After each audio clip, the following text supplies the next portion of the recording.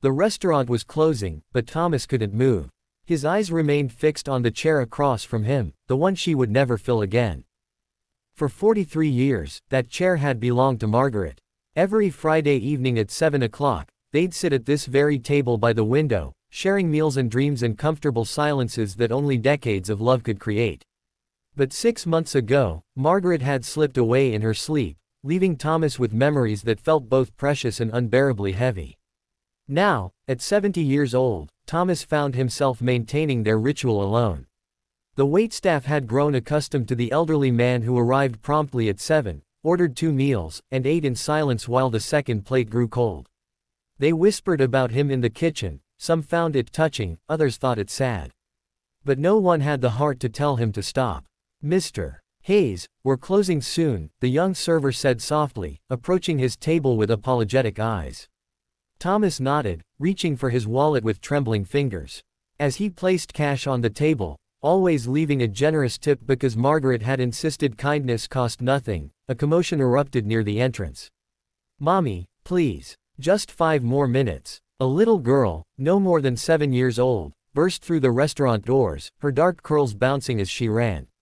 Behind her, a harried-looking woman in a hospital uniform rushed in, exhaustion etched into every line of her face. "Lily, we can't. I told you, we don't have." The woman's voice cracked, and she glanced around the restaurant with embarrassment as other diners turned to look.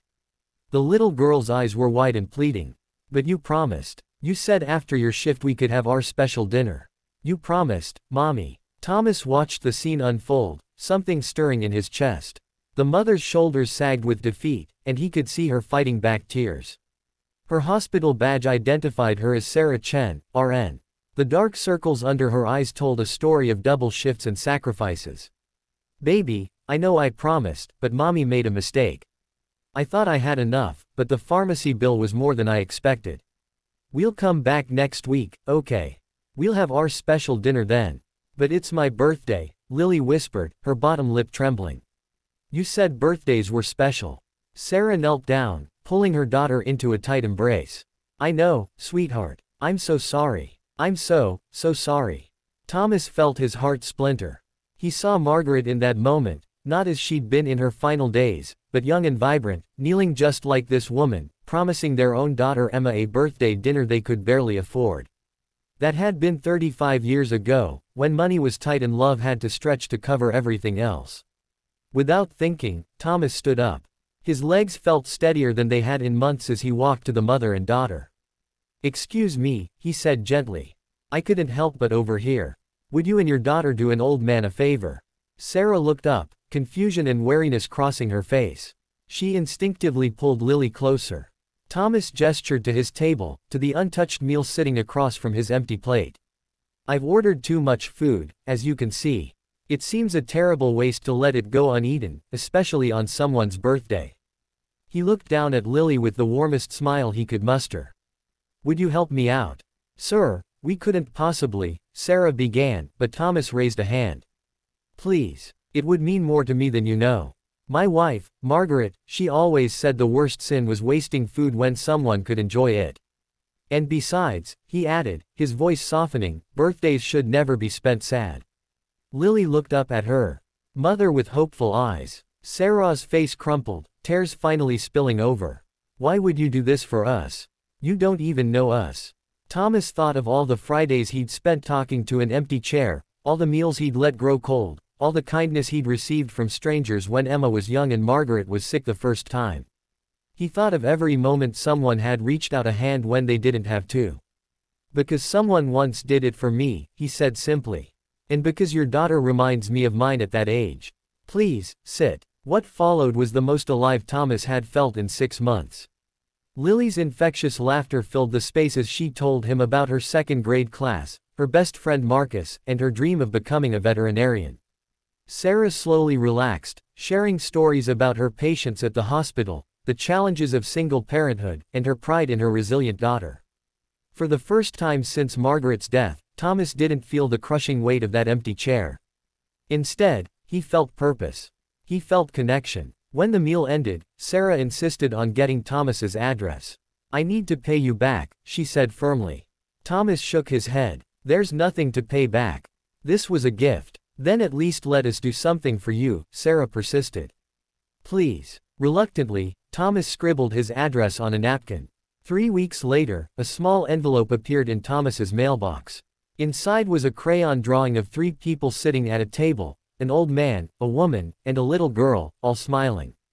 At the bottom, in careful child's handwriting, "Thank you for making my birthday special. Love, Lily." But there was something else, a letter in adult handwriting. "Dear Thomas," it began. "You'll never know what you did for us that night. It wasn't just about the meal. Lily had been asking about her father, who left when she was 2. I'd been working 70-hour weeks to make ends meet, feeling like a failure as a mother. I'd promised her something special and couldn't deliver. I felt like I was letting her down in every possible way. Then you appeared. You didn't just feed us, you showed Lily that there are good men in the world. You showed me that even in our darkest moments, kindness exists. You reminded both of us that we're not alone. I was so embarrassed that night, so ashamed. But you treated us with such dignity, such warmth. You gave us something more valuable than dinner. You gave us hope. I can't repay you with money, and I know you wouldn't accept it anyway. But I want you to know that you changed something in us. Lily talks about Mr. Thomas's constantly. She's drawing pictures for you, saying people like you make the world better. She's right. You do. I'm enclosing our phone number. If you ever need anything, if you ever feel lonely or just want company, please call us. We'd love to have you over for dinner. I'm not the cook you are, but I make a mean lasagna, and Lily has decided you're her honorary grandfather. Sometimes apologies come in strange forms. I've spent 3 weeks trying to find the words to thank you for saving my daughter's birthday and my faith in humanity. Maybe there are no words big enough. But please know this, you mattered that night. You still matter. With more gratitude than I can express, Sarah and Lily. Thomas read the letter 3 times, tears streaming down his face. He looked at the empty chair across from him, the one that had held so much grief, and for the first time, he smiled. She would have loved them, Margaret, he whispered to the silence. She really would have. The next Friday, Thomas didn't go to the restaurant. Instead, he dialed the number on the letter. When Sarah answered, he asked if that lasagna invitation still stood. It did. And for the first time in 6 months, Thomas sat at a table where no chairs were empty, where laughter filled the spaces grief had carved out, where a little girl's joy reminded him that endings could also be beginnings. He'd spent so long staring at what was lost that he'd forgotten to look for what could still be found. Sometimes healing comes not from letting go, but from opening your hands to receive what life offers next. Sometimes it takes a little girl and her mother's apology to remind us that we're still here, still capable of connection, still worthy of love. And sometimes, the empty chair isn't empty at all, it's just waiting for someone new.